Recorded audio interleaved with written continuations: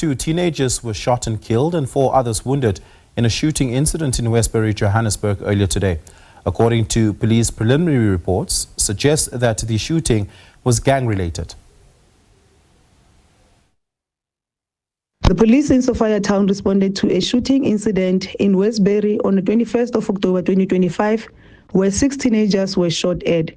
The victims were rushed to hospital, where 2 of them were declared dead on arrival and 4 are receiving medical attention. Preliminary reports suggest that the shooting was gang-related. It is reported that the 6, aged between 14 and 19 years, were shot at by 3 suspects believed to be from a rival gang. The Provincial Anti-Gang Unit is on the scene together with SABC Forensic Services. District Crime Intelligence has been mobilized to assist the Anti-Gang Unit with the tracing of the suspects. Criminologist at the University of the Free State, Dr. Ashwill Phillips, specialises in youth gang subcultures and occult gangs, joins us now for more on this. Dr. Phillips, good evening. Thank you so much for your time. It is the same areas, the same neighborhoods and the same regions that seem to have reoccurring events of gun violence, particular, and gun-related deaths that seem to happen around gangs in particular. Given that we know where it happens, why is it that law enforcement has not been able to crack down on gangs operating in such communities to bring an end to the scourge of gun violence? Good evening. Thanks a lot for having me. Look, the police definitely are facing multiple challenges in addressing the gang issue and the issue of gang-related violence. And although there have been some sporadic successes, it unfortunately is not always sustainable. So there are multiple factors that lead to gang membership and gang violence.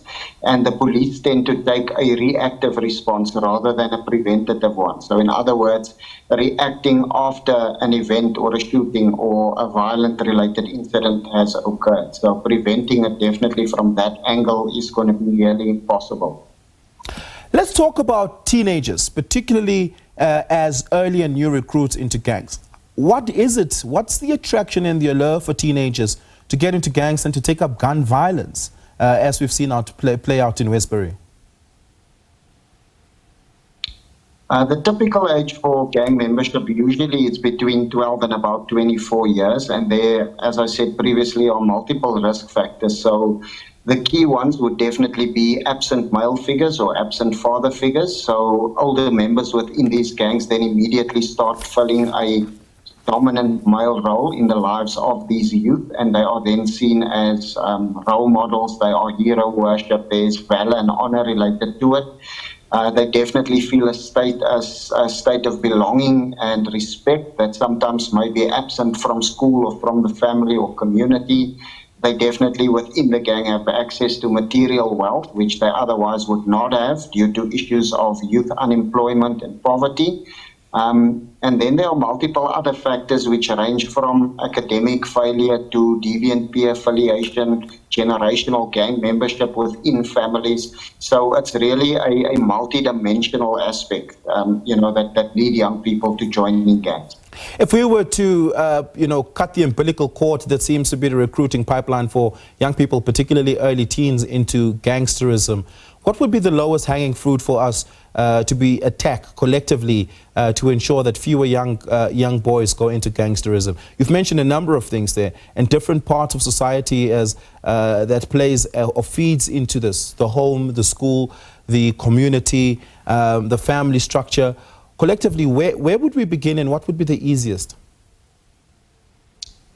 I think the best approach to take would definitely be to take a holistic approach where we start viewing, gangsterism and youth gang membership not merely as a government issue or a South African police service issue, but an issue that we need to address at family level and at community level as well. So in other words, trying to come up with ways to substitute for the benefits of gang membership, establishing, really strong bonds within families, giving youth a sense of belonging within the family, building that close relationship, establishing external networks within communities within religious organizations, so that you also make up for or account for the spiritual and the cultural elements related to gang membership and gang involvement, and then as well trying to address issues related to poverty and youth unemployment, which is a particular concern in South Africa, and that could be done through promoting entrepreneurship already at school level, creating gang awareness at school level,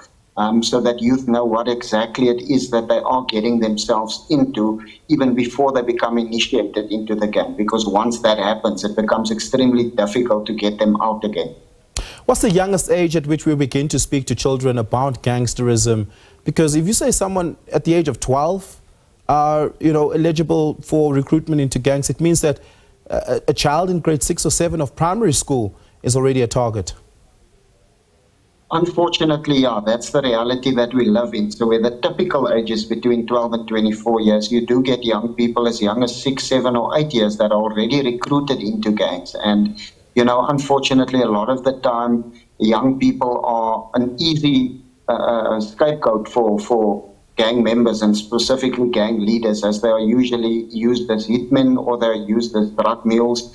They are quite easy to manipulate. They have an underdeveloped death concept or fear of death.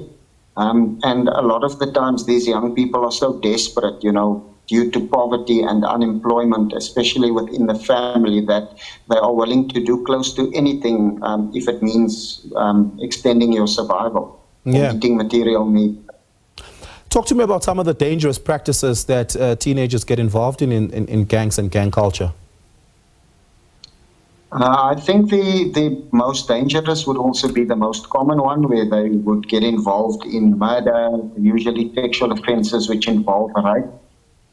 Definitely extortion. So you have a lot of the time, where gangs now engage in protection fees, and we have practices related to any form of violence, whether it be assault, whether it be ritual stabbings, Then obviously the drug trade, that's also a very big activity, and that also leads to and creates a lot of violence. So there is escalation in gang violence, obviously because of territory or due to turf wars, because those are the areas used to trade drugs and where the biggest profits are made.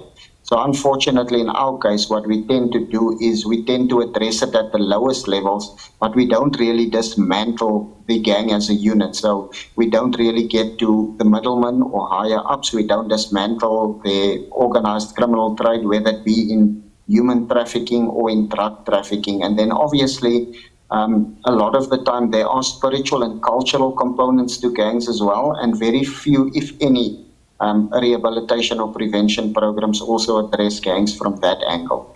When you say spiritual and cultural elements to it, what does that look like?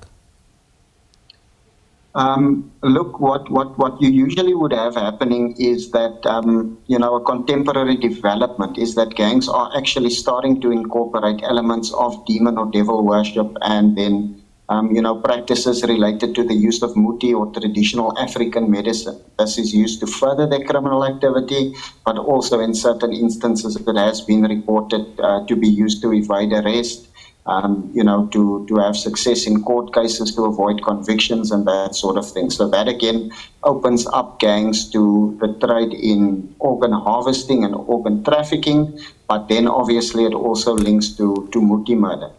Yeah, we're going to have to leave it there. Dr. Ashwill Phillips, thank you so much for your time this evening. Really do appreciate it.